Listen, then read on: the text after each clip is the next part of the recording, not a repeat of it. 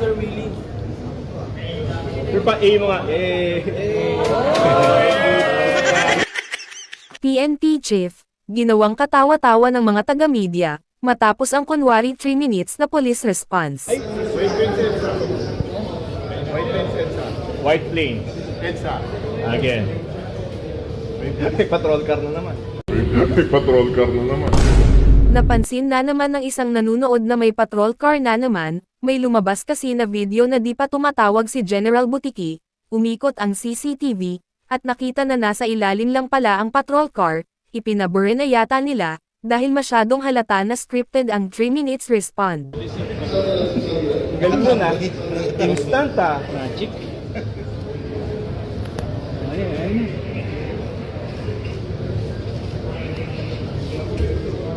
Sherman, ibig sabihin nakadikit na yan sa, naka-connect na sa PNP? Ha?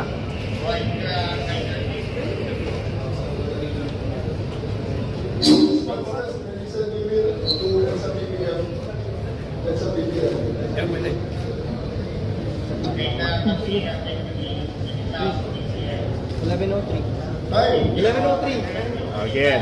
Dapat 6:30 dapat meron na. Darating dyan siguro isang patrol car at 4 na motorsiklo. Magagawin yun doon sa dulo. Kasi may kumisyon. Pati pang gagalingan ng re-responde alam niya, baka gusto niya din sabihin kung anong oras siya nag-abiso sa station at kung sino nakasagot na gagawa siya ng scripted call, para magpabida sa media.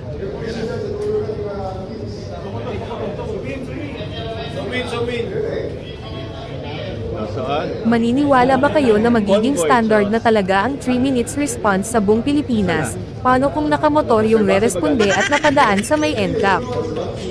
Dapat 6:30 sir, 11:06:30.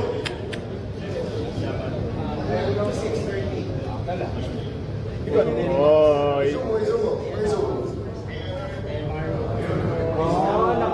Sir, pakawin mo nga. Sa wakas umabot siya sa oras, pero parang duda yung isang newscaster, bakit daw pogi yung ipinadala? Sir pa, A mo nga.